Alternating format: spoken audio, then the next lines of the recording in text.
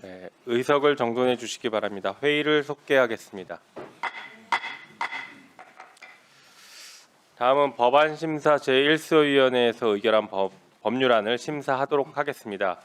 의사일정 제124항부터 제130항까지 7건의 법률안을 일괄하여 상정합니다.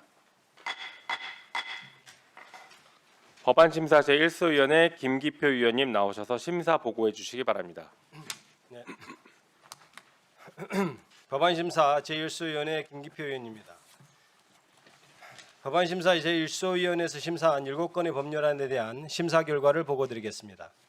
서영교 의원이 대표 발의한 국적법 일부 개정 법률안은 독립유공자 직계존비속의 배우자의 간이 귀화 요건 중 혼인 요건을 강화하여 혼인의 진정성은 확보하되 거주 요건을 제외하여 국적 취득을 용이하게 하려는 내용으로 개정안을 심사한 결과 다음과 같이 수정 의결하였습니다.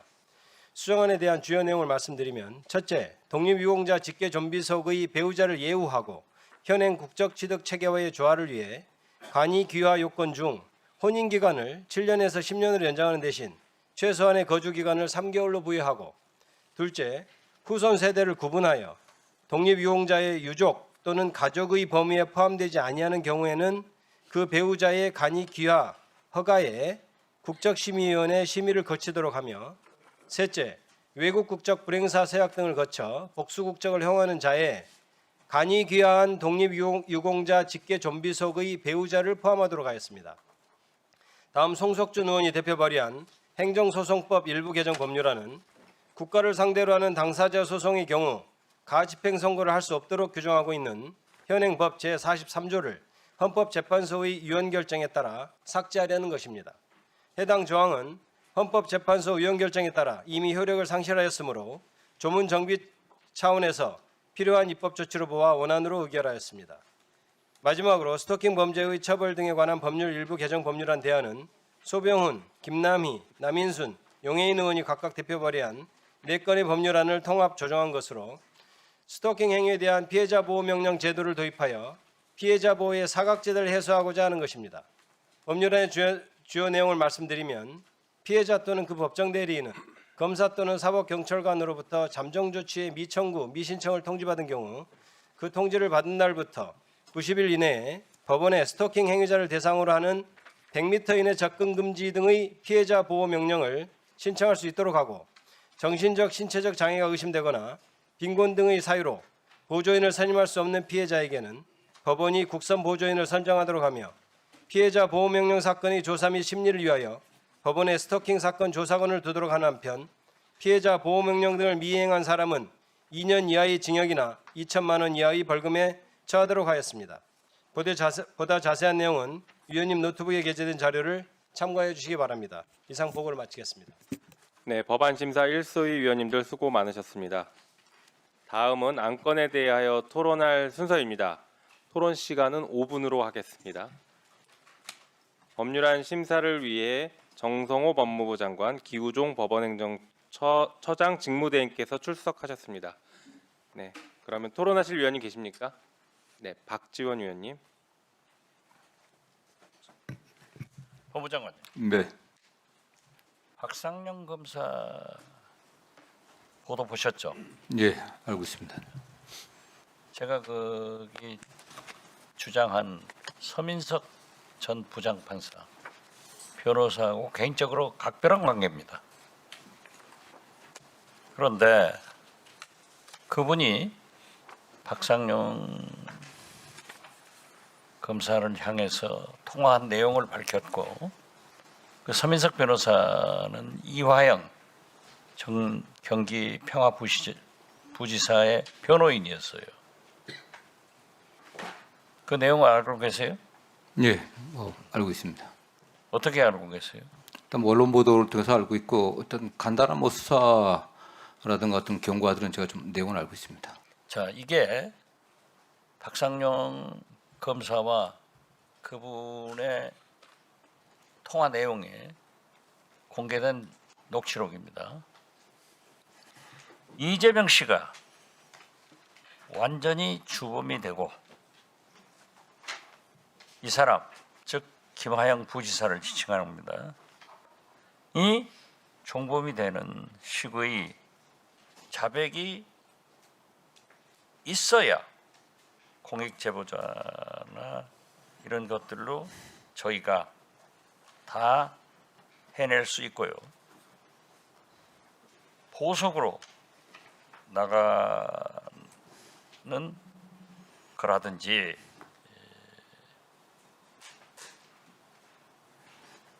추가 영장을 안 한다는지 이런 게 결정된다. 이게 박상영 검사의 말이에요. 이 말을 짜집기로 했다는데 이 말을 가지고 다 나오잖아요. 이재명 씨를 주범으로 해고 불어라. 그래야 당신이 종범이 되고 이렇게 해서 풀린다 하는 거 아니에요? 그렇죠? 네, 뭐 그런 취지로 좀 그런 취지죠. 네, 알고 그런데 있습니다. 이게 이제 박상영 검사가 짜집기 했다. 또 사실이 아니다. 이런 얘기를 하는데 이게 AI도 아니고 성우가 한 게 아니에요. 박상영 검사의 자기 음성이에요. 이 말 자체가 검사로서 일탈된 그런 말 내용 아니에요? 어쨌든 뭐 구체적이고 또 자세한 내용은 또 추후 특검 수사나 또 저희 인권침해 TF에서 어떤 조사를 통해 갖고 또 객관적으로 또 밝혀질 것을 좀 보고 있습니다. 네. 그래서 서민석 전 부장판사가 오늘 또 유튜브에 나갔지만은 내일 아침 김어준의 뉴스공장에 출연을 해요. 그래서 나머지를 밝히겠다는 거예요. 그래서 이 엄연한 사실을 검찰에서는 잘 파악해서 박상영 검사에 대한 처벌이 반드시 있어야 된다. 그리고 이재명 씨를 오함한 것은 책임을 져야 된다. 이런 말씀을 드리는데 어떻게 생각하세요? 예, 지금 서민석 변호사 관련해서는 그 서울 고검에 설치된 인권침해 TF에서도 한번 조사를 한 적은 있습니다. 참고인 조사를 했는데 그 당시는 오늘 그 언론에 공개된 녹취록과 관련된 그러한 내용들이 정확히 나와 있지는 않았었고요. 당시 일부 전문에 해당하는 그 전해 들었다라는 취지 일부 취지만의 얘기들이 있었기 때문에 추후 저희들 인권침해 TF에서도 또 서민석 변호사에게 좀 도움을 요청해 갖고 좀 조사를 추가적으로 할 것이고 또 더 나아가서 이 관련된 사건들이 전부 2차 특검의 수사 대상에 해당되기 때문에 저는 거기서도 조사를 할 것으로 좀 보고 있고 그 과정에 저희들이 적극적으로 협력하도록 하겠습니다. 네. 네, 거듭 말씀드리지만 박상영 검사가 서민석 변호사에게 이재명 씨를 완전히 주범이 되게 해라 하는 거 아니에요? 그래야 정범인 이화영 부지사에 대해서 보석을 하건 추가 영장 청구할 때 조치가 된다. 이건 엄연히 회유예요. 그래서 잘 파악해서 검찰에서 잘 해주시기 바랍니다. 예, 알겠습니다. 네. 이상입니다. 네. 또 토론하실 위원님 계십니까? 네, 신동욱 위원님. 예, 저도 그 질문 좀 드리겠는데 네. 지금 이제 이른바 얘기하는 연합회 파티 관련해서 감찰하시지 않았습니까? 지금 현재도 진행 중에 있습니다. 네. 그거 아직도 진행 중일 게 뭐 있습니까? 그거 너무 어떻게 보면 간단한 것이고 그냥 저희 같은 비법조인의 입장에서 보더라도 이제 제일 중요한 게 그 교도소에서 호송 온 그 교도관들 그리고 시간 타임라인 요것만 확인하고 실제로 그런 일이 있었는지 없었는지 그것만 확인하면 금방 나오는 거 아닌가요? 네, 어쨌든 그 당시 수사 과정에서 일부 문제점들은 드러났지만 뭐 아시는 바대로 그 쌍방과 관련되어 있던 그 방용체라든가 안부수라든가 또 박사원 관련된 저희들 구속영장을 청구를 했었는데 예. 기각됐습니다. 기각되고 또 박상훈 검사도 저희들이 3차례 조사를 했지만 2차 조사부터는 조사에 협조를 하지 않았고 실질적인 진척이 좀 없습니다. 그래서 그 이후에 또 대구 그 고검의 TF의 인사 이동 때문에 좀 변동이 있는 바람에 좀 진척이 좀 조금 더 있는데 저희들은 속도감 있게 진행하도록 하겠습니다. 그래서 이게 그 민주당에서 이렇게 중요하게 생각하는 것이면 저는 진작에 저는 결론이 나왔어야 된다고 보긴 합니다. 근데 어제 이제 민주당이 주장한 녹취록이라는 것을 보면 제가 듣기로는 상당히 긴 분량이라고 들었고 변호사하고 이제 검사 사이에 많은 대화가 있었는데 첫 번째는 그 서민석 변호사 그분이 이번에 청주시장 나갑니까? 그렇게 제가 들었습니다. 그런데 이분이 그동안 전혀 녹취에 대해서 언급을 하지 않고 있다가 딱 그 부분 그러면 이재명이 그 당시 대통령이 아니었고 이재명이 주범이 되어야 된다. 그 부분만 딱 놓고 보면 정말 그럴듯하게 들릴 수도 있지만 이게 상식적으로 생각을 해보면 그 우리 뭡니까 박상용 검사의 주장에 따르면 종범을 본인을 오히려 종범으로 좀 처리를 해달라고 계속 그쪽 변호인 쪽에서 근데 우리 납득할 수 있는 상상 가능한 얘기잖아요. 그렇게 자꾸 얘기를 해서 그러려면 주범이 있어야 되는데 그 주범이 누구겠냐? 그 앞뒤 구조로 보면 그러면 이재명을 주범으로 하면 당신이 종범 될 수도 있지. 이런 취지로 얘기했다는 것이 앞뒤 맥락으로 보면 이해가 되는 부분들이에요. 근데 그 부분을 가지고 자, 첫 번째는 그 녹취록이 지금까지 아무런 그 소위 작년 국정감사 때도 잘 아시겠습니다만은 그렇게 박상용 검사, 엄희중 검사를 가지고 닥달을 했는데도 그 당시 아무 얘기 없었는데 지금 와서 갑자기 그 녹취가 나왔고 그 녹취를 내놓은 분이라는 게 또 이번에 민주당 공천을 받고자 하는 사람이고 또 녹취의 전문이 나온 것이 아니고 녹취도 상당히 그 편집해서 그 부분만 가지고 주장을 하면 전형적으로 이게 이재명 대통령의 우리가 이번 국정조사가 공소 취소로 가기 위한 어떤 그 작전이다, 전략이다 이렇게 주장하는 것이 오히려 저는 조작 기소 국정조사가 아니고 조작 기소를 조작하기 위한 국정조사다 그런 생각이 들거든요. 그래서 이게 장관님도 상식적으로 생각을 해보면 지금 와서 갑자기 국정조사 이제 내일부터 시작하는데 그 녹취가 그것도 이번 선거 민주당 공천 받으시고자 하는 분한테 툭 튀어나와요? 그게 납득할 수가 있습니까? 상식적으로 그게 그동안 감찰을 그렇게 오래 했어도 아직도 진상규명이 안 된 것인데 그게 상식적으로 납득이 되나요? 그것만 가지고 그래서 이재명 대통령을 주범으로 몰려고 했다? 납득이 되십니까?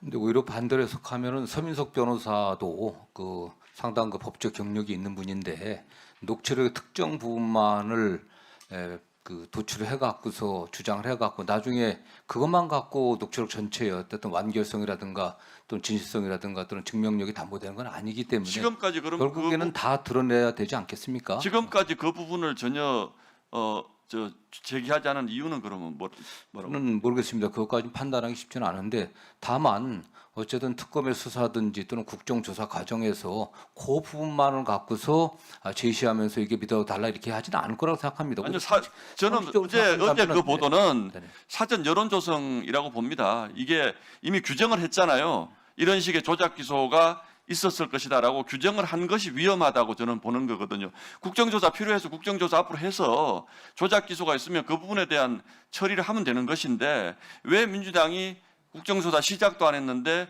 그 사람의 녹취록을 가지고 여론조사를 하느냐 그 부분이 굉장히 의심스럽고 그게 바로 국정조사를 조작 기소를 조작하기 위한 의도가 숨어 있다. 저는 그렇게 볼 수밖에 없다는 말씀 드리는 겁니다. 네, 저는 뭐 어느 쪽이든 이게 뭐 국정조사 과정이나 이제 특검 또는 검찰의 수사 과정에서 전체 녹취록이 공개되지 않을 수는 없는 상황 아니겠습니까? 부분만 갖고서는 뭐 진실을 주장할 수 없기 때문에 그 과정에 좀 잘 밝혀지도록 저희도 협조하겠습니다. 네. 장관님, 오히려 지금 박상용 검사 위증으로 처벌해야 되는 거 아닌가요? 여기 나와서 거짓말을 했던 게 지금 빤히 다 드러나고 있고 그럼에도 불구하고 뻔뻔하게 SNS에다가 글을 올리면서 정치권이랑 싸우고 정치질을 하고 있어요. 현직 검사가. 박상용 이걸 검사 그냥 관련해서도요.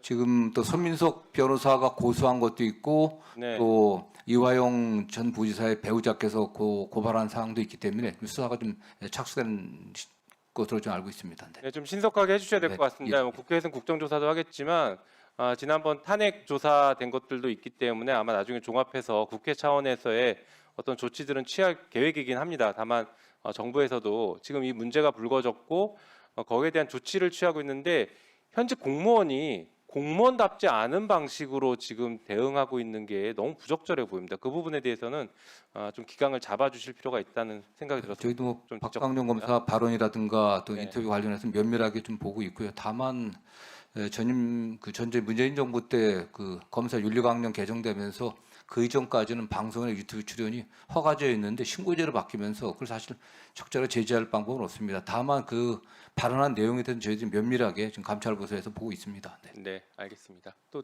토론하실 위원님, 네, 서영교 위원님. 영상 준비되나요? 예. 서영교 국회의원입니다. 박상용 나쁜 사람이에요. 박상용 범죄자예요. 박상용은 조작 수사의 주범이에요. 박상용은 총체적인 범죄자예요. 박상용이 이야기합니다. 이게 나 혼자 했겠어요? 위에 다 보고 했어요. 라고 자기가 자기 유튜브인지 어디에 나와서 다 말했어요. 스스로 나왔어요. 이제 박상용 혼자가 아니라 위에다 다 보고하고 했다. 박상용 위는 누굽니까? 법무부 장관 한동훈. 그 위는 누굽니까? 대통령 윤석열. 이 야당 당대표이자 유력한 대선 주자였던 사람을, 이재명을 제거하기 위해 이들이 설계를 한 겁니다. 총체적으로 설계를 했고 그 우두머리는 윤석열, 그 중간 우두머리는 한동훈, 그리고 그 밑에 박상용과 그 검사들입니다. 이제 이 박상용에 관한 이야기는 그동안 벌써 몇 년째입니까? 수도 없이 나왔습니다. 우리가 수원구치소도 다녀왔고요. 설마 했는데 연어가 드러났고요. 설마 했는데 소주가 나왔어요. 설마 했는데 교도관들이 다 이야기하기 시작했고요. 설마 했는데 그 공범들이 이야기하기 시작했어요. 이제는 박상용이 이 자리에 와서 위증을 했습니다. 김용민 의원이 묻습니다. 연어 술 파티 있었습니까? 라고 물으니까 아닙니다 라고 답했고, 종이컵에 소주 넣어 먹었습니까? 라고 물었더니 아닙니다 라고 얘기를 했고, 김성태 와서 수발을 들었느냐? 라고 했더니 아닙니다. 외부 도시락 들어왔냐? 라고 했더니 아닙니다. 그러면 김성태 관련자들이 아무도 안 들어왔느냐? 라고 했더니 그때서야 말을 바꾸면서 수사에 필요할 때 라고 그래요. 이 내용은 영상에 다 남아 있어요. 그래서 이것은 그가 말한 위증은 처벌 대상이고요. 말씀처럼 공무원이 정치질하고 있습니다. 페북에 좋아요 하나만 눌러도 그것은 정치 중립 위반이에요. 그런데 나와서 정치질을 하고 있는 정치 중립 위반을 처벌해야 하고요. 이제 가장 무서웠던 사냥을 하는 사냥꾼이었어요. 위에 지시를 받아서 이재명을 사냥하고 이화영을 사냥하고 쌍방울을 사냥하고, 오늘 이야기하는데요. 박상용이 유튜브에 나와서 이야기합니다. 내가 변호사비 대납 때문에 변호사 사무실 갔더니 이재명 변호사는 아무 관계가 없고 그 옆에 있는 변호사 컴퓨터에 대북송금게 삭제돼 있더라. 그래서 그걸 추적하다 보니 쌍방울이 나왔고 그걸 추적하다 쌍방울에서 지금까지 왔다 라고 유튜브에서 발언을 해요. 다른 거 수사하다가 가서 별건으로 거로 들어갔다가 자기가 변명하고 만들어 놓으려고 하다가 자기 발목을 자기가 올가미로 동여매고 있습니다. 영상 한번 들어보겠습니다. 박상용 목소리가 이렇게 반가울 수가 없어요. 아무 자백이 안 돼 있는 거죠. 저희가 써본 그러니까 이재명 지사를 어느 정도 할 수는 있는데 그 이화영 씨는 300만 불에 대해서 얘기를 안 하니까. 크게 그러면서 이전 부지사의 진술 외엔 증거가 부족하다고 말합니다. 300만 불은 결국에는 이화영 씨 단계에서 딱 끊기는 거고, 지금은 증언 자체가 이화영 씨 밖에 지금 없는 여기서 상태예요. 지금은 증언 자체가 주범에 대한 이화영 씨 거 밖에는 없는 상태잖아요. 자, 증거는 이화영 거 밖에는 없다는 거 말을 합니다. 이게 이화영 씨 증언 자체가 이화영 씨 거 밖에 없다 라고 이야기를 하는 거예요. 아무 내용이 없다는 걸 자기 입으로 이야기하게 된 겁니다. 다음 눌러주세요. 일단은 알겠습니다. 지금 추가 수사들은 제가 다 못하게 하고 있습니다. 일단 추가 수사들은 이화영 씨 말하고 나서 원래 그 다음날 영장 청구했는데 그것도 제가 못하게 했고요. 지금 아마 재증언하라는 것도 막 지시가 내려오는데 그것도 제가 못하게 하고 있고. 자, 아, 여기서 끝내주시고요. 자기가 뭔데 못하게 합니까, 영장을? 오늘 가장 중요한 건 뭐였습니까? 이재명 씨가 완전히 주범이 되고 이 사람이 종범이 되는 식의 자백이 있어야 저희가 그거를 할 수 있고, 이재명 씨가 완전히 주범이 되고 요 단어가 나온 겁니다. 그렇죠? 그동안 이재명을 잡으려고 저들이 저렇게 수사를 조작했다라고 나왔는데 그동안 아니라고 뻔뻔스럽게 이야기를 했어요. 의원님 추가 시간 필요하십니까? 추가 시간 네, 1분 더 드리겠습니다.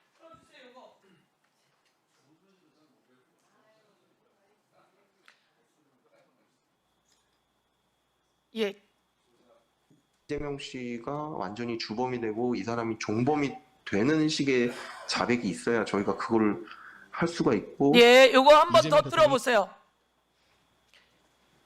이재명 씨가 완전히 주범이 되고 예. 이 사람이 여기 딱 멈춰주세요. 무슨 말인지 못 알아듣겠으면 보세요. 목소리가 내 목소리예요, 저게?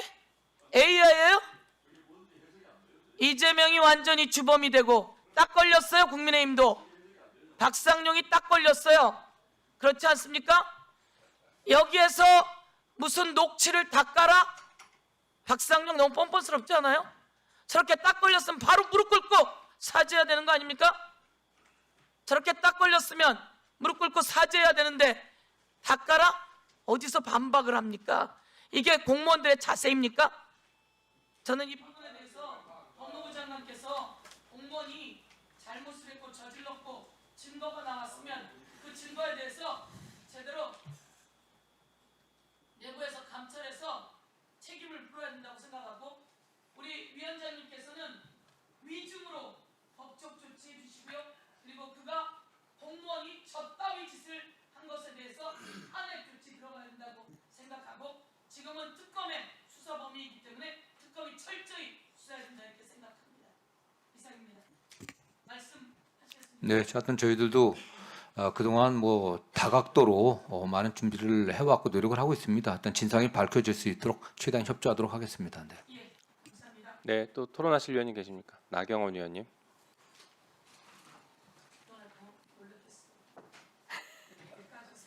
자, 지금 연어술 파티부터 시작해서 박상용 검사를 얼마나 오래 조사했습니까?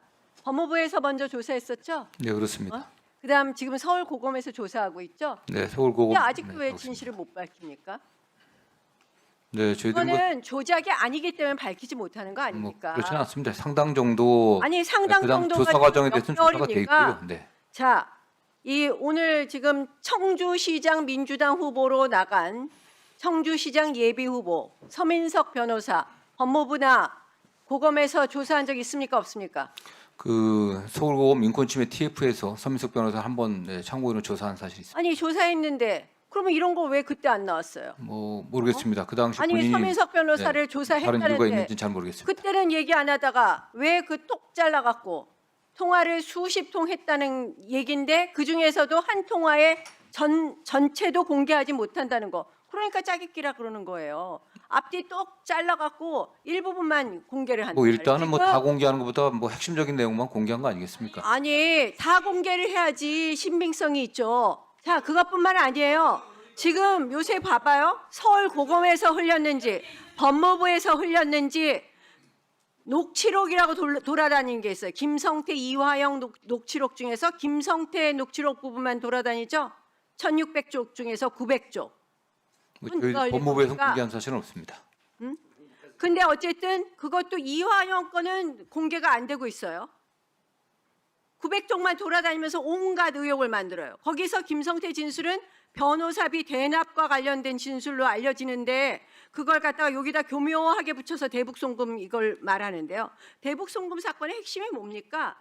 이화영 부지사가 경기도 지사 직인 찍힌 공문 2장 들고 다니면서 중국 가서 얘기한 거 아니에요. 이 경기도지사 이재명 7월에 방문할 테니까 그리고 쌀 뭐 10만 톤인가 얼마 보낼 테니까 하면서 다닌 거 아닙니까? 왜 증거가 없어요?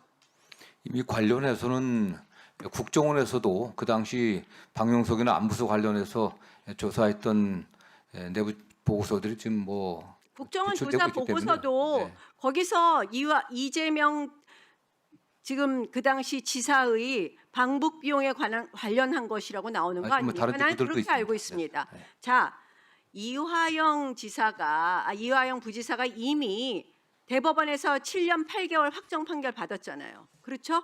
네, 그렇습니다. 그렇죠?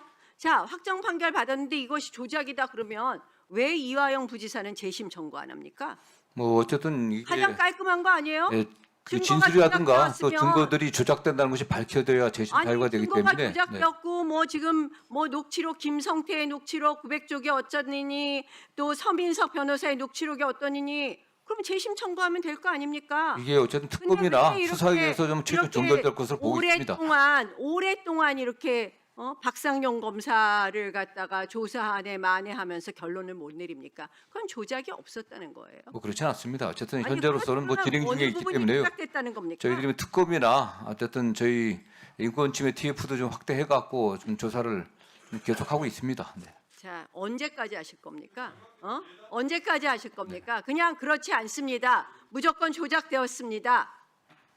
저는 뭐 제 예단을 얘기한 적은 없습니다. 답정 조작이라는 거 나올 때까지 이렇게 괴롭힐 겁니까? 아니 아무리 공무원이 정치적 중립이고 어쩌고 저쩌고 해도 본인한테 죄를 뒤집어 쓰는데 그럼 가서 얘기 안 하겠습니까? 저는 지금 이 정부가 뭐 이 조작 기소 특위가 뭐예요?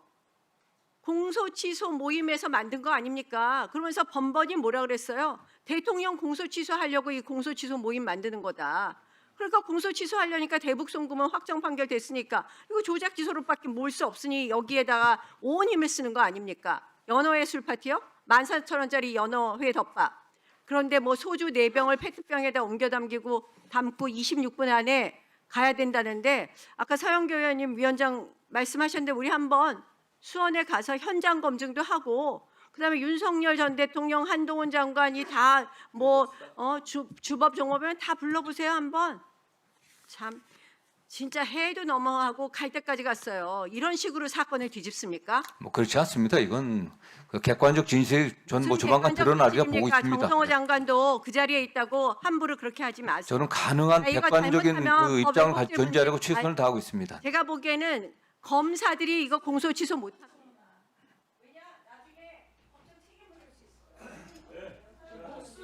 내일부터 들으시죠. 주세요.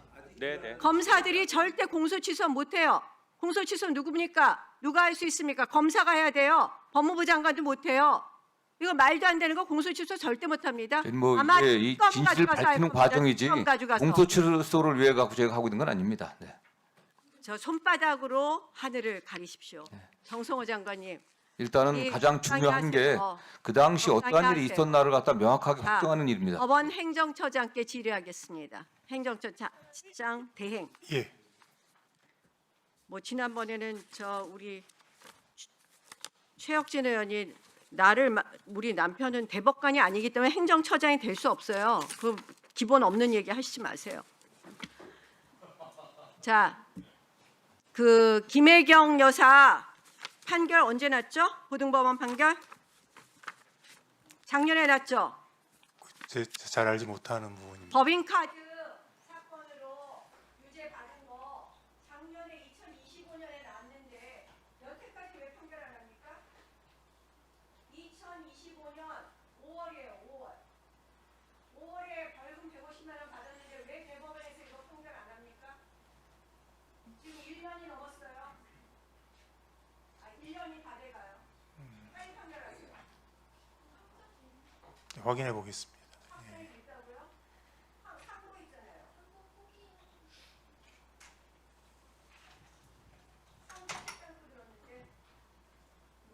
네. 그건 다시 한번 좀 확인해 보시기 바랍니다. 다 마무리하신 거죠? 자, 잠깐만요. 장관님, 네네. 형사소송법 420조 재심 사유를 보면 7호에 이렇게 돼 있습니다. 원판결, 전심 판결 또는 그 판결에 기초가 된 조사에 관여한 법관, 공소의 제기 또는 그 공소에 기초가 된 수사에 관여한 검사나 사법경찰관이 그 직무에 관한 죄를 지은 것이 확정 판결에 의하여 증명된 때. 네, 그렇습니다. 그렇죠. 네. 확정 판결에 의해서, 그러니까 박상용 검사가 확정 판결에 의해서 조작이 확인이 돼야 재심 청구가 가능한 네, 거잖아요. 맞습니다. 네. 맞죠? 네. 그러니 지금 뭐 이화영 부지사가 재심 청구를 왜 하지 못하냐라는 것은 이 형사소송법 때문 아닙니까? 네, 그렇습니다. 저는 그렇게 이해가 되는데요. 지금 국민의힘 의원님들이 아마 그 녹취록에 지금 화들짝 놀라신 것 같은데 지금 저렇게 방어하시는 게 곧 조만간 아주 부끄러운 그런 일이 벌어질 거라고 저는 생각합니다. 박지원 의원님 아까 추가 1분 드리겠습니다. 제가 서민석 부장판사하고 개인적으로 특별한 관계가 있다 이렇게 말씀드렸습니다. 물론 청주시장 후보로 등록돼 있습니다. 제가 청주에 가서 출판 기념회 할 때도 다녀왔고 했는데 서민석 부장판사가 변호인을 하면서 이화영 전 경기부지사를 변호했어요. 하다가 사임했습니다. 그리고 세월이 지났죠. 그런데 우리 민주당 청주시장 후보로 원하니까 그게 우리 당에서 문제가 됐어요. 혹시 회유를 당한 것 아닌가 했는데 그 오해를 불식시켰습니다. 그리고 이 서 변호사가 이제 곰곰이 생각하면서 그 자료를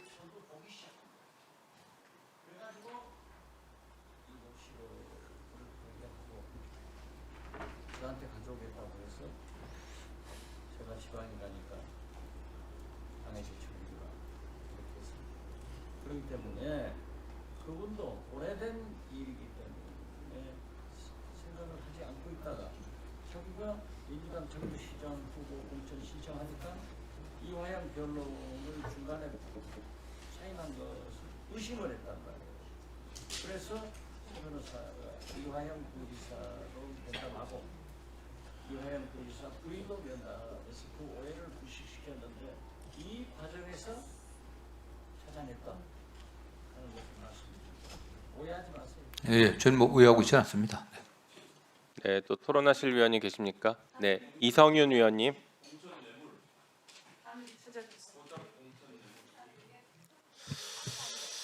장관님, 네네. 오늘 뭐 서영교 의원도 보여주셨지만 오늘 박상영 검사 그 녹취록 공개 보셨죠? 예.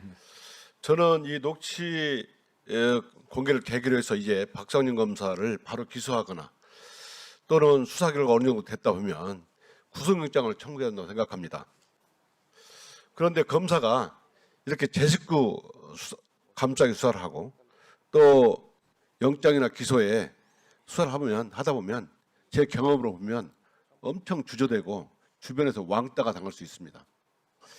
이번 사건에 대해서는 이렇게 녹취록까지 공개될 정도면 검찰이나 또는 고검에 맡겨놓을 것이 아니라 장관님께서 수사지휘권을 발동해서 인정되면 기소하라라고 지휘하거나 또는 구속영장을 청구해라고 지휘한다고 생각하는데 장관님 그럴 용이 있으십니까? 아시는 것처럼 검사에 대한 1차적인 수사가 대부분 좀 공수처에서 좀 해야 되지 않습니까? 그래서 저희들도 그런 점도 검토를 하고 있고요. 다만 지금 박상용 검사에 대해서는 좀 고소 고발된 게 몇 건이 있고 하기 때문에 지금 뭐 최근에 고발된 것도 있고 그래서 저희들이 하여튼 면밀하게 검토를 해갖고 객관적 진실이 어떤 건지 좀 잘 밝힐 수 있도록 최선을 다하겠습니다. 다만 뭐 의원님도 수사를 많이 해보신 경험이 있기 때문에 그냥 녹취록만 있다는 그 자체는 기소할 수는 없는 거 아니겠습니까? 그래서 당사 조사도 저희도 좀 철저하게 해야 될 것이고요.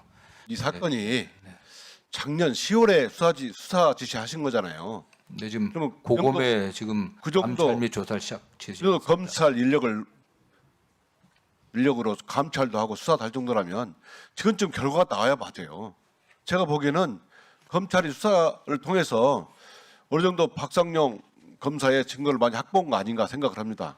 서민석 변호사에 관련된 녹취록은 저희들이 이제 입수를 한 바가 없고요. 최근에 본인이 먼저 언론에 공개한 겁니다. 제가 지난번에 장관님께서 서울고검의 수사 상황을 좀 파악해 주십사라고 말씀을 드렸는데 네. 파악해 보셨습니까? 네, 파악은 하고 있습니다. 네. 기소할 정도에 이르지 않았습니까? 아직은 뭐 수사 진척 정도 제가 구체적으로 말씀드리긴 그렇지만 저희도 최선을 다하고 있습니다. 어쨌든 검찰이요? 객관적으로 좀 입증이 돼야 되지 않겠습니까? 경험으로 보면 검사가 수사를 하다 보면 그 조직에서 왕따가 돼버려요.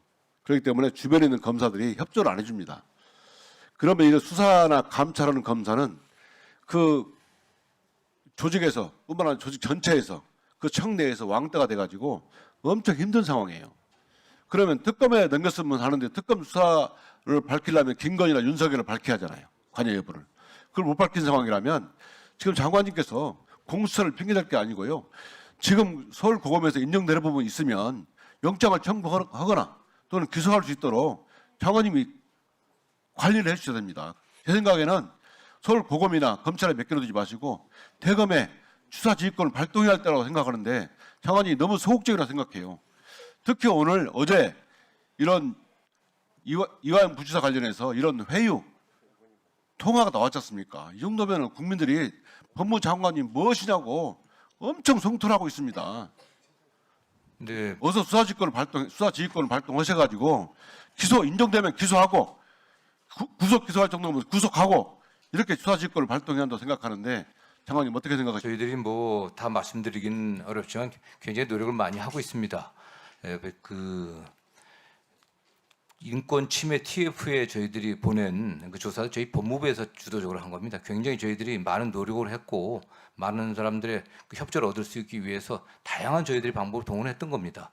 그렇지만 말씀하신 건 기소라고 하는 것이 그것만 갖고 기소를 할 수 없는 거 아니겠습니까? 박상용 지금 검사도 저희들이 3번 조사를 했는데 딱 한 번이면 2번, 3번은 뭐 조사 날인조차 좀 하지 않고 있습니다. 그리고 관련된 사람들 지금 쌍방울 관련자들도 아시는 바대로 저희들이 3명을 영장 청구했는데 전부 기각됐습니다. 그 외에 강제 수사를 나가게 한 것들이 어쨌든 법원의 영장도 받아야 되지 않겠습니까? 상당한 어려움들이 있는데 그렇기 위해서 저희들이 좀 폭넓게 보면서 많은 노력을 하고 있다는 점들을 다만 그 내용을 저희들이 수사 과정을 다 국민들에게 말씀드릴 수는 없는 상황 아니겠습니까?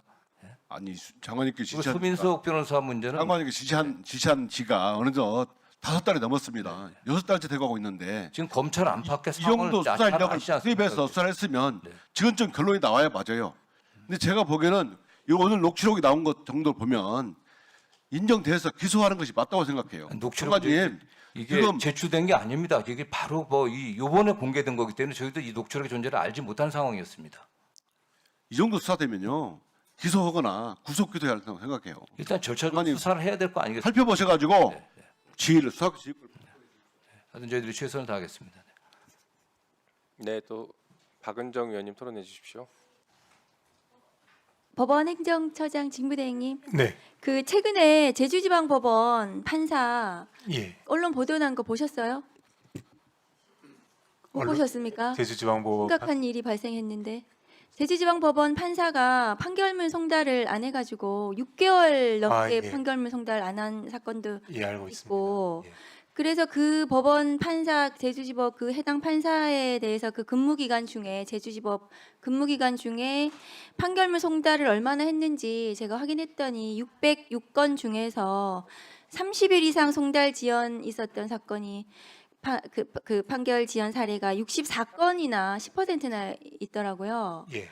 그런데 이 판사에 대해서 그러니까 당사자는 판결문을 못 받으면 이게 어떤 절차도 진행을 못하는 거 아니에요? 강제 집행도 못하고 뭐 항소도 못하고 그러는 거 아닙니까? 맞는 말씀입니다. 근데 6개월 이상 된 것도 있고 그런데 이 법원의 민사소송법에 따르면은 2주 이내에 송달하도록 되어 있거든요. 네 그렇습니다. 알고 계시죠? 네. 근데 이 판사에 대해서 어떻게 하셨냐 하면은 구두 경고 하셨더라고요. 구두 경고. 구두 경고 해가지고 이 판사가 그 후에 시정이 됐는가? 시정이 안 되고 있어요. 법원행정처에서 윤리 그 감사관실에서 이 판사에 대해서 징계하셔야 되는 거 아닙니까? 예, 좀 심각성을 모르시는 것 같아서요. 말씀 듣고 보면 심각합니다. 근데 예. 윤리감사관실은 행정처와 별도의 조직에 있어서 저희들이 이래라 저래라 할 수 없는 조직인데 네. 그 이후의 상황을 다시 한번 제가 체크해 보겠습니다. 그러니까 아니 그 법원 행정처에서 뭐 이래라 저래라 하시라는 건 아닌데 네.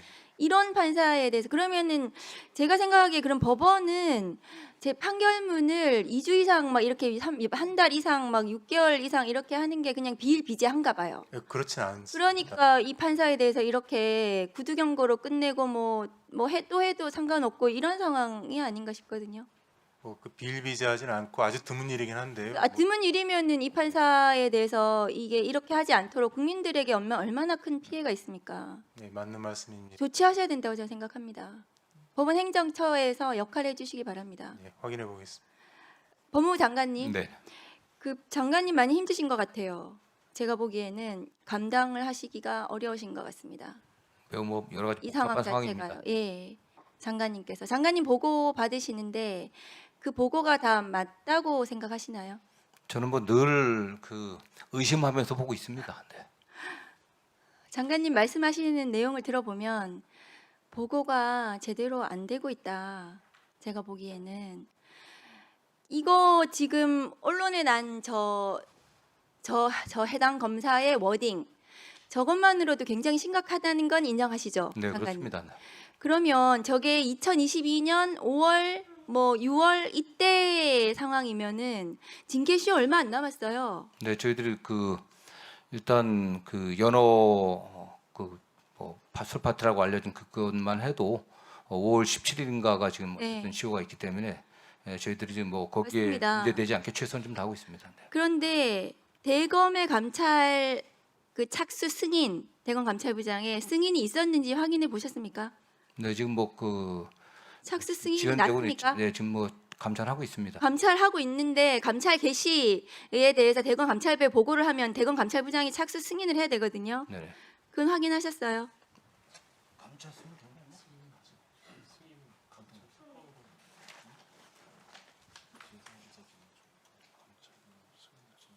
아직 감찰로 승인 나진 않은 그러니까요. 그 감찰부장이 그러고 있는 거예요. 그 대검 검찰총장 대행은 감찰부에 터치를 못해요. 감찰부는 독립되어 있거든요. 네, 그렇습니다. 그 감찰부장이 저 검사 감찰 착수 승인도 안 해주잖아요. 박성재 장관이 알박기 한 인사거든요. 장관님 그런 경우에 어떻게 해야 되는지 아세요? 저희들도 지금 뭐 그런 경우에는 장관님 법무부 감찰 규정 5조의 2, 3호 가목에 따르면 사회적 이목이 집중된 감찰 사건의 경우에는 법무부에서 직접 감찰하도록 되어 네, 있습니다. 알고 있습니다. 대검 감찰이 진행이 안 되잖아요. 그 대검 검찰총장 대행을 아무리 잡돌이 해도 대검 감찰부장이 그렇게 하는 한 이 감찰이 진행이 안 돼요. 감찰 착수조차도 못 하고 있는 거잖아요. 지금 대검 검찰은 저 문제 발언이 저렇게 나왔는데도 법무부 감찰관 왜 안 뽑으세요? 지금 뭐 공모 절차 진행하고 공모 절차 지금 1년 넘었습니다. 그게 뭐 저희 권한이 아닙니다. 저희도 그래서 어쨌든 절차에 의해 갖고서 최선 다하고 빨리 해달라고 저희들이 상부에 요청을 하고 있습니다. 저희도 제가 임의대로 임명할 수 있어 벌써 했을 겁니다.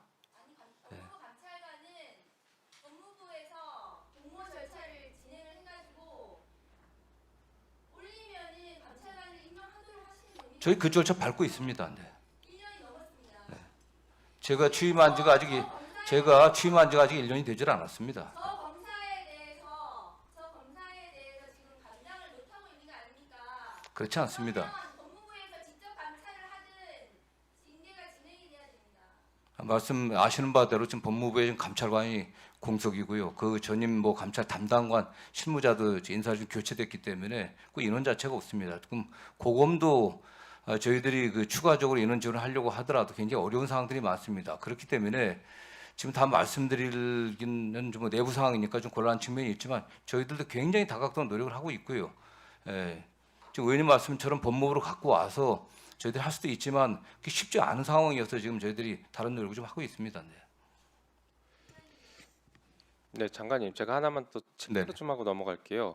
검사징계법 7조 5항에 이렇게 돼 있어요. 법무부 장관은 검사가 제2조 각호의 어느 하나에 해당하는 행위를 하였다고 의심할 만한 충분한 이유가 있는 때에는, 그러니까 징계 사유를 얘기합니다. 네. 징계 사유가 있다고 의심할 만한 충분한 이유가 있는 때에는 법무부 감찰관에게 조사하게 할 수 있다. 이게 작년 6월달에 제가 대표 발의해서 네. 개정을 한 법입니다. 네, 그렇습니다. 이런 일이 발생할 것 같아서 개정을 했어요.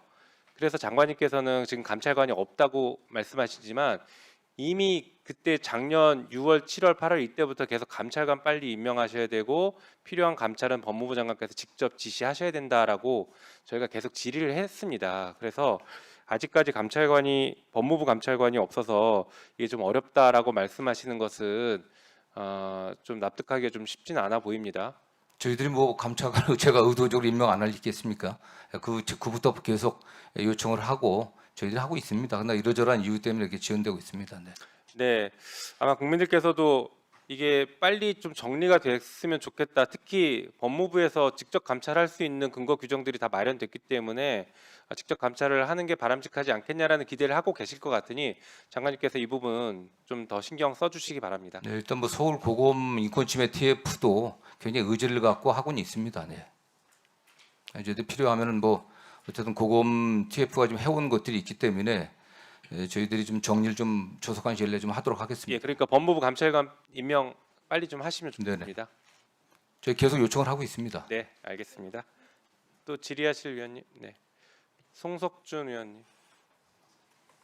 예, 밤늦게까지 고생 많습니다. 예, 지금 이 시간은 제가 대표 발의한 행정소송법 일부 개정 법률안 등 우리 법사위 소관 고위법 심사를 하는 시간입니다.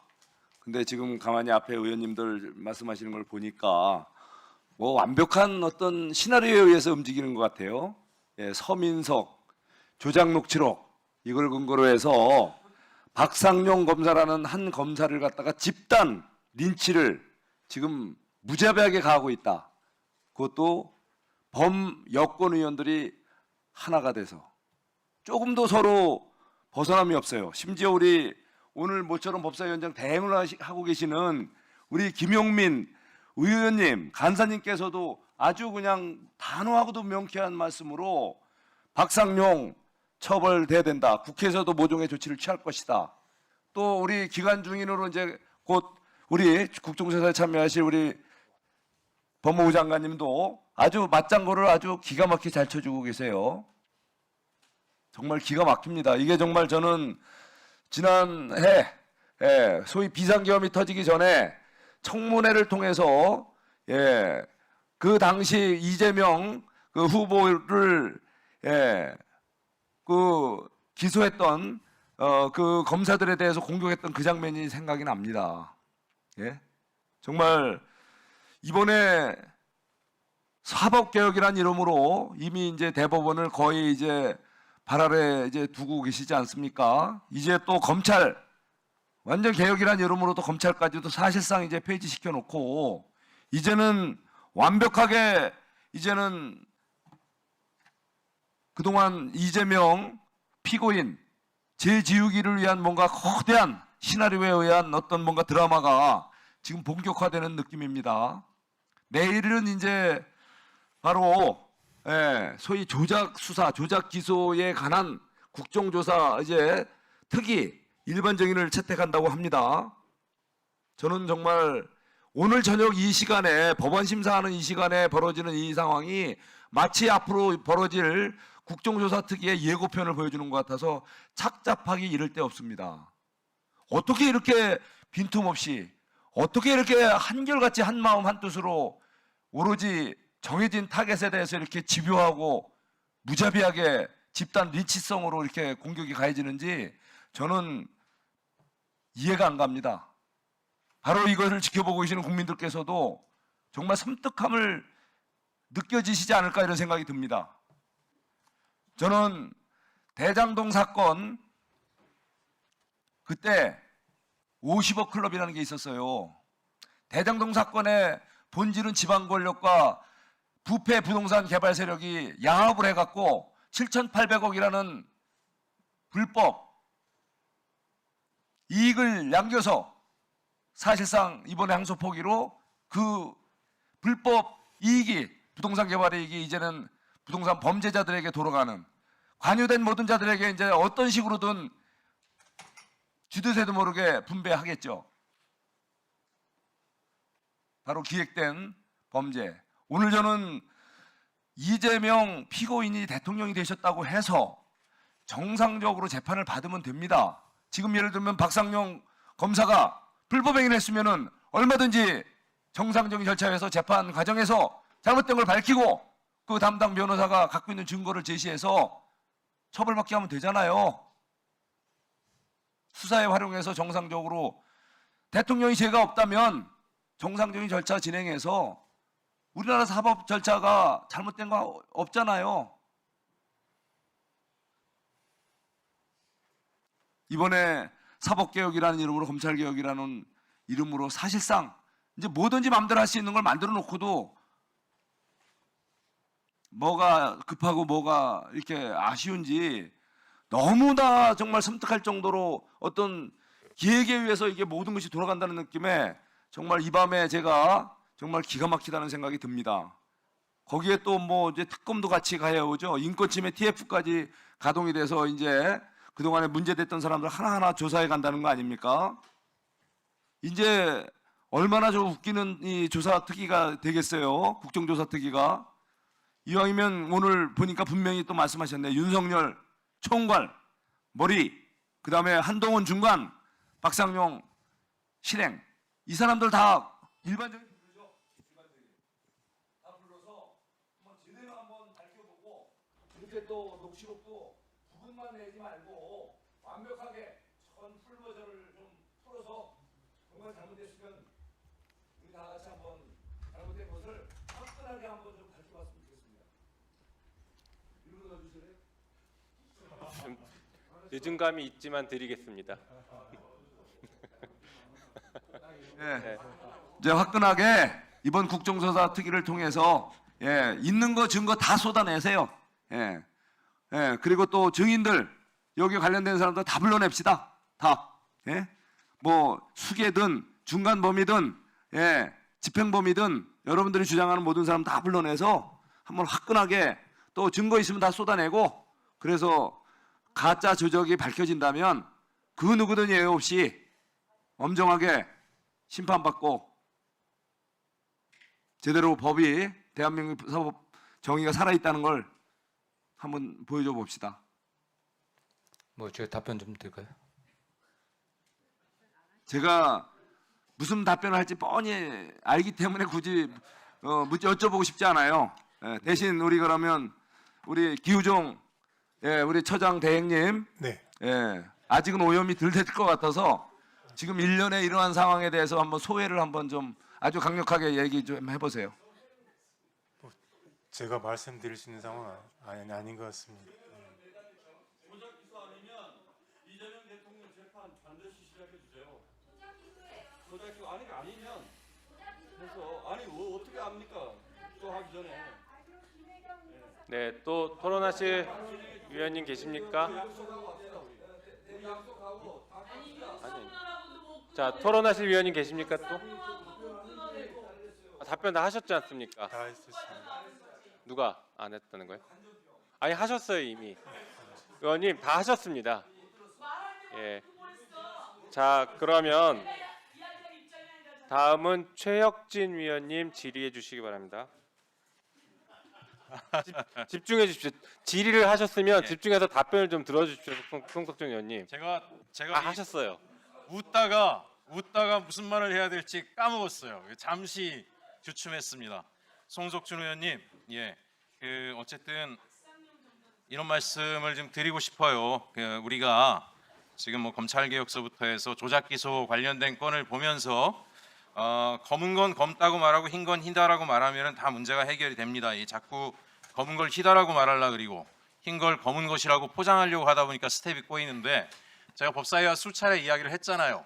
검찰이 조작 기소를 100번 1000번 하고도 남을 거다라고 하는 히스토리를 과거 검찰이 지금까지 다 보여왔잖아요. 쌍방울 또 삼부토건 누가 가 있었습니까? 친윤 검사들이 전부 다 가서 계열사에 사회이사하고 고문하고 자문하고 다 돈 받아먹고 앉아가지고 뒷주머니 차고 이러고 앉았기 때문에 조작 기소를 수백 번도 하고 남을 집단이라고 하는 것을 만천하에 드러냈는데 송석준 의원님께서 그 얘기를 다 하시면서 너네 잘못됐어 이러시면서 말씀하시면 제가 다 들을 수 있을 것 같아요. 그런 거 다 빼놓고 이 것만 가지고 자꾸 비틀어서 얘기하시려고 하니까 말이 꼬이는 것 같습니다. PPT 하나만 좀 잠깐 보여주세요. 제가 장관님께 오늘 거의 제가 마지막 발언인 것 같은데 요즘에 이 또 많이 유행하는 말이라 그래서 하나 장관님 혹시 저 누칼협이라는 말 들어보셨습니까?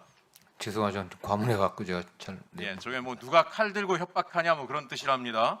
저희 기사를 보니까 한겨레 신문에 검찰청 폐지 앞두고 5년차 검사 사이, 서울신문에 검사 엑소더스 뭐 이런 말이 나왔어요. 국민들이 과거에 검찰들이 한 행적, 최근까지도 했던 조작 기소나 이런 것들 때문에 분노해서 검찰도로 좀 개혁하고 양심에 따라서 정말 국민을 위한 그런 공소청으로 거듭나라고 이야기했지 무슨 칼 들고 협박했습니까?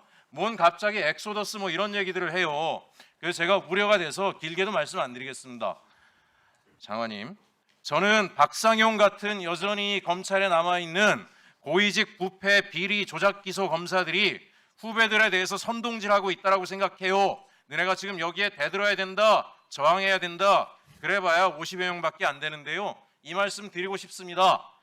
사직서 내면 다 나가라 그리고요. 일하기 싫으면 관두라고 하면 됩니다. 검사하고 싶은 사람들 많더라고요. 제 주변에도 변호사들이나 이런 친구들 중에도 아이고 내가 검사하면 정말 나쁜 놈들 제대로 혼내줄 텐데 똑바로 일할 수 있을 텐데 이런 말 하는 사람 여기 우리 의원님들 주변에도 많을 것 같아요. 혹시나 그런 준동질을 하더라도 개의치 마시고 계속 밀고 나가시면 된다. 이 말씀을 드리고 싶고요. 지금 청년들 일자리도 없는데 얼마나 다행입니까? 일하기 싫은 애들 다 떠나라 그러세요. 일하고 싶은 애들 들어와서 얼마든지 잘할 수 있는 사람들 많고 또 뭐 똑똑하고 일 잘해야 된다. 일 잘하는 공무원 많으면 좋죠. 대한민국이 이 판이 된 거는 잘하는 걸 떠나서 사실 공직자의 기본은 뭐겠습니까? 바르게 하는 거 아닙니까? 바르게 하는 거. 바르게 하는 검사들이 없었기 때문에 이 모양이 됐고 바르게 하는 검사들이 있었는데 그 친구들을 한직으로 딱 밀려나고 허투루 하는 놈들이 대가리가 돼가지고 휘저으니까 대한민국 검사들이 오늘 이 꼴이 됐는데요. 바르게 일할 사람들은 많이 있다. 사법부도 마찬가지입니다. 올바르게 재판할 사람들은 대한민국에 많다. 싫은 놈들 다 떠나라 그리고 해태할 사람들 해태하라 그리고 관두라 그러면 정말 일하고 싶은 사람들이 내가 일하겠어 하고 달려들어올 거다. 지금 2차 특검도 보면 검사 출신 검찰청에서 파견당한 게 아니라 민간에서 오신 분들이 제대로 특검하고 있다는 얘기들이 들려옵니다. 제대로 앞으로 공소청을 지켜나갈 대한민국의 유능한 인재들이 많다는 것을 장관님 염두에 두시고요. 일체 장관님 흔들거나 하더라도 개의치 마시고 지금처럼 굳건하게 밀고 나가서 국민이 원하는 개혁을 완수해 주십시오. 부탁드립니다. 의원님 거기에 대해서 한 말씀만 드리면요. 지금 뭐 검사들의 사직이 굉장히 많다고 얘기하는데 좀 약간 언론에 좀 과도한 그 지적 같습니다. 그 통상적인 수준이고요. 특히 지난해 같은 경우는 판사로의 어떤 그 경력직을 전관한 분들이 굉장히 늘었고요. 최근 2022, 24년 동안 검사 모집 자체가 너무 또 줄었었습니다. 굉장히 줄은 상태였었고요.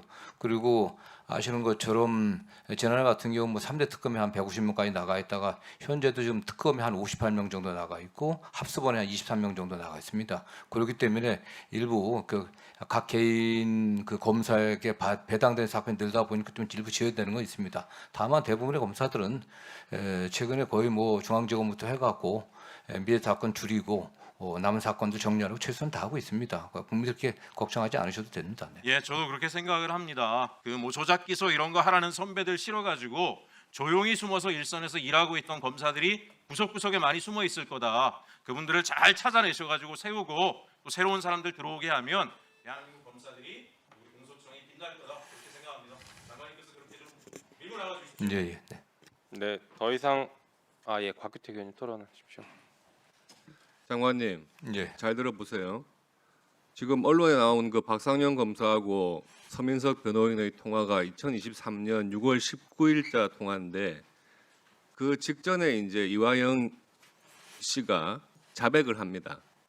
자백을 하는데 그 당시에 이게 결정적인 진실에 기초한 자백이라는 것을 어떻게 우리가 알 수 있냐 하면 검찰에서도 모르고 있었던 증거를 이화영 스스로 자백을 하면서 이 증거를 확인해 보면 나의 진술이 사실임을 알 수 있을 것입니다. 해가지고 확보한 게 국정원 문건이에요. 이화영 진술을 토대로 해가지고 검사가 모르고 있었는데 법원에 압수수색 영장 받아가지고 이 국정원 문건을 확보한단 말이에요. 그러니까 허위 증언일 수가 없는 거예요. 그 증언이. 그런데 그 통화 내용을 보면은요, 지금 서민석 변호사가 검사에게 요구했던 부분은 다 잘려 있어요. 그 내용 들어보면은 서민석 변호사가 자백했으니까 좀 형을 낮게 받을 수 있게 신경을 써달라, 또 보석 신청했을 때 좀 잘 봐달라, 이런 내용을 요구를 한단 말이에요. 그러니까 박상용 변호사가 지금 이런 정도의 자백 가지고 뭘 그렇게 그런 걸 원하느냐, 이렇게 하면서 지금 변호인의 잘못된 형량 거래를 거부하는 내용이란 말이에요. 박상용 검사는. 우리 용감하신 서모 위원장께서는 이재명은 대통령 됐잖아, 이렇게 말씀하시던데 녹취록에 보면 이재명 씨라고 하고 있더만요. 그 정상적으로 다 수사한 거예요. 그러니까 1심, 2심, 3심에서 동일하게 유죄 확정 판결이 난 거 아닙니까? 이렇게 세간의 관심이 크고 한 정당에서 이렇게 조직적으로 방해를 한 사건에 있어 가지고 1, 2, 3심 유죄 나는 경우 잘 없어요, 요새. 정말 수사 잘한 사건이라고 정말 상을 줘야 될 이 사건입니다. 오히려 사건 조작은 정성호 장관님, 또 김현지 실장이 한 거 아닙니까? 정성호 장관님 2022년 12월 달에 이화영 특별면회했죠? 네, 그렇습니다. 무슨 말 나눴어요? 그 당시에 이 건에 관해서 전혀 그 당시 어쨌든 다 검찰에서 이미 다 조사를 했을 겁니다. 제가 이화영, 김용, 정진상 면회한 것 때문에 그 당신 이화영의 배우자의 요청에 의해 갖고 당시 다른 변호인이 있었는데 국정조사특위에서 다른 변호인 그 문제만 정하고라고 나왔습니다. 당시 특별면회 갔을 때 무슨 이야기 했는지 또 제가 물어볼 겁니다. 네, 그럼 그대로 갔다 좀 보십시오. 제가 자신 있게 얘기했습니다. 그리고 김현지 실장이 당시 변호인이던 이 서민석 변호인하고 비슷한 시기였는데 서울중앙한테 텔레그램을 보내가지고 검찰이 어떤 질문을 했느냐, 이화영이 어떤 진술을 했느냐, 조사 도중에 무슨 특이 사항이 있었느냐, 이런 걸 계속 확인을 해요. 김현지가 뭔데? 예? 조작하고 있는 거는 당시에 친명 좌장이었던 장관님이란 말이에요. 지금 나오셔가지고 맞장구나 치고. 아니 의원님, 대한민국의 장관입니까? 민주당의 장관입니까? 책임질 수 있겠습니까? 저 그렇게 살지 않았습니다. 이화영 면허 갖고 단 한마디도 그런 게 물어본 사실 없어요. 저 그렇게 살지 않았습니다. 수사한 검사가 가능한 전 지금까지 정말 최대한 직을 걸고 수사를 했으면은 최대한 객관적으로 공정하게 하려고 하고 있습니다. 지금 나오셔가지고 특정 정당의 편을 들어가지고 제가 지금 편을 들게 뭐 애매하게 있습니까? 말씀하시면 안 되는 겁니다. 제가 편을 들었으면요, 편을 들고 어떤 기획이라든가 의도를 갖고 제가 장관 임무 수행했다고 해서 그렇게 저희 지지자한테 욕을 먹겠습니까? 의원 그렇지 않습니다. 최대한 제가 객관적으로 하려고 하고 공정하게 하려고 노력하고 있습니다. 그리고 제가 이화영 면허관과 관련돼서는요, 의원님 책임지십시오. 전체 녹음한 걸 다 확인하셔가지고 조금이라도 서민석 변호사가 아니 그거는 제가 확인할 방법만 좀 확인하겠습니다. 법무부에서 변호사 징계하라 그러세요. 아니 그러니까 아니 그건 확인해 주십시오. 제가 확인할 권한이 없기 때문에 확인을 못하는 겁니다. 그걸 처음 봤습니다. 그 내용을 갖다가. 변호사 징계를 법무부에서 할 수 있는 건데. 아니 그러니까 그 징계 사유가 되지 어떻게 기록 나오면 바로 징계할 수 있습니까? 절차가 있는데. 국정조사 또 봅시다. 네, 장관님 더 말씀하실 거 없으신가요? 아니 뭐 하여튼 특검과 또 국정조사 과정에서 좀 철저하게 발전해 주실 좀 당부드리겠습니다. 네. 네. 자 그러면 박균택 의원님 토론해 주십시오. 우리 훌륭한 법무부 장관님을 앞두고 마치 어떤 사건의 조작에 앞선 분인 것처럼 얘기를 하거나 어느 특정 의원실의 보좌관이었던 인물이 이 사태를 주도했던 인물이 되는 것처럼 저렇게 과장해서 질문하는 동료 의원님이 있다는 것은 참 너무 또 지나치고 승화하기 어려운 것 같습니다. 어떻게 저러실 수 있나 모르겠습니다. 이화영 부지사가 자백한 이후에 뭐 국정원 자료를 이화영 부지사의 진술로 확보를 해서 거기에 특별한 것이 있었기 때문에 마치 이화영 진술에 어떤 신빙성이 있는 것처럼 검사의 회유에 의한 진술이 아닌 것처럼 얘기하지만 국정원 그 자료가 뭡니까? 거기에 보면은 쌍방울이 그야말로 자기 계열사 주가 조작을 위해서 방북을 시도했다는 내용이 나오고 검찰이 기소했던 그 내용들 중에 마닐라에는 그 돈을 받았다는 인물 북한의 그 공작원이 오지도 않았다는 것이 다 분명히 국정원 자료에 나타나는데 그 국정원 자료 자체가 검찰의 기소가 조작 기소인 것이 다 드러나는데 마치 무슨 국정원 자료에 특별한 내용이 있고 이화영 부지사의 말이 일치해서 검사의 수사를 보강이라 하는 것처럼 얘기하는 것, 저건 참 동료원으로서 참 좀 견디기 어렵습니다. 그래서 불가피하게 나섰습니다. 나서는 김에 한 말씀만 더 드리겠습니다. 네. 아마 지금 대검에서 저렇게 박상용 검사 감찰을 하는데 반년이 지나도록 실적을 못 내는 것은 제가 보기에는 두 가지인 것 같습니다. 대검 그 간부진들에게 어떤 수사에 성의가 없거나 두 번째는 법원이 어떤 수사에 협조하지 않는 이런 방식, 예를 들면은 압수수색 영장을 그렇게 뭐 반복해서 기각을 한다든가 저는 둘 중에 하나였을 거라고 봅니다. 그래서 만약에 늦어진 원인이 나중에 그 대검 간부들에게 책임이 있는 걸로 나타난다고 한다면 장관님께서 충분한 그 상응하는 인사상의 문책을 하심이 저는 옳다고 생각을 하고 있습니다. 네, 알겠습니다. 그리고 만약에 법원이 영장을 기각을 많이 해서 수사 협조를 수사 진행을 방해한 것이 사실이라고 한다면 내란때 도와준거나 이 인간 사냥극을 벌였던 검사를 감싸는 데 동원됐거나 그 법원의 처분은 문제가 있는 것이기 때문에 제가 보기에는 어떤 영장 제도, 발부 제도의 변화를 다시 한번 우리가 살펴볼 필요가 있지 않나, 제도 개혁이 필요하지 않나. 그래서 저는 인사상의 문체가 아니면은 영장 제도의 변화 둘 중에 하나를 법무부에서 좀 추진해 주시면 좋겠다, 이 말씀을 드리고 싶습니다. 네, 알겠습니다. 이상입니다. 네, 더 이상 토론하실 위원님이 안 계시면 토론을 종결하도록 하겠습니다. 네, 토론 다 하셨죠? 네.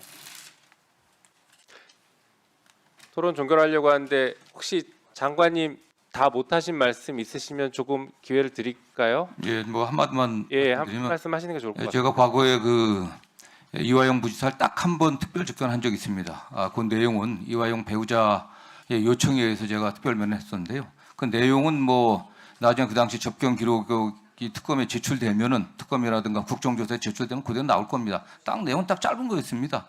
그 당시 변호인이 있었는데 그 변호인이 사임을 했는데 그 사임 제가 아는 분이었습니다. 그분 사임하지 말게 설득 좀 해달라. 딱 그 내용하고 그 내용만 얘기하고 바로 나왔습니다. 그 당시에 그 이재명 당대표를 구속시키려고 구속 체포동의안이 왔을 때 그 내용이 한동훈 법무부 장관이 제가 정진상, 김용 접견해서 특히 정진상 접견하면서 뭐 위증교사를 했다, 또 증거인멸을 시도했다고 하지만 그 당시 접견 기록도 대부분 조작된 내용이었습니다. 제가 추후에 확인됐는데 그 당시 그 내용은 뭐 나중에 국정조사 때 밝혀지면 혹시 뭐 제가 다시 말할 기회가 있겠지만 저는 어떤 일련의 과정에 있어서 객관적 사실이 어땠는지, 그 당시 어떠한 일이 있었는지 그 실제적 진실이 발견되게 저희도 최선을 다할 거고요. 이쪽 저쪽에 치우치거나 제가 기획계에 따라간다거나 하는 그런 의도는 전혀 없다는 걸 분명히 말씀드리겠습니다. 네, 그 서슬퍼런 윤석열 검찰 독재 시절에도 장관님에 대한 수사를 이어가지 못했던 것이 그것을 증명하고 있는 게 아닐까라는 생각이 드는데 잘 국정조사 과정에서 잘 답변하시기를 바라겠습니다. 다음 의결할 순서입니다만 국회법 제58조 제5항, 제66조 제3항 및 제79조의 2 제3항에 따라 축조심사 및 비용 추계서 생략 의결을 하도록 하겠습니다. 그러면 오늘 의결할 법률안에 대해 축조심사 및 비용 추계서 제출을 생략하고자 하는데 이의 없으십니까? 네, 가결되었음을 선포합니다. 그러면 의결하도록 하겠습니다.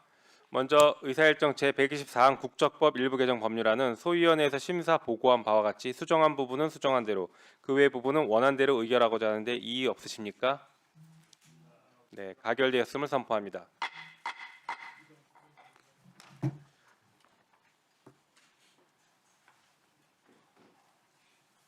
송석준 의원님 기다리고 있었습니다.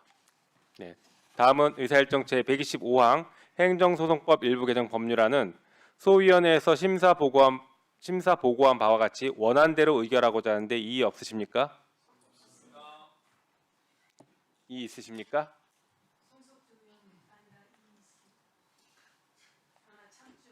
네, 다시 한번 묻겠습니다. 이의 없으십니까? 네, 가결되었음을 선포합니다. 네, 다음은 의사일정 제126항부터 제129항까지의 법률안은 소위원회에서 심사 보고한 바와 같이 각각 본회의에 부의하지 아니하고 이를 통합 조정한 의사일정 제130항 스토킹 범죄의 처벌 등에 관한 법률 일부 개정 법률안 대안을 제안하고자 하는데 이의 없으십니까? 네, 가결되었음을 선포합니다. 네, 오늘 의결한 안건의 자구정리 등에 관한 사항은 위원장에게 위임해 주시기 바랍니다. 이상으로 오늘 회의를 마치겠습니다. 위원님들 수고 많으셨습니다. 기관장님들과 관계 공무원 여러분들께서도 수고하셨습니다. 보좌진, 수석전문위원을 비롯한 위원회 직원, 경위 속기사 및 언론인 여러분도 수고 많으셨습니다. 사내를 선포합니다.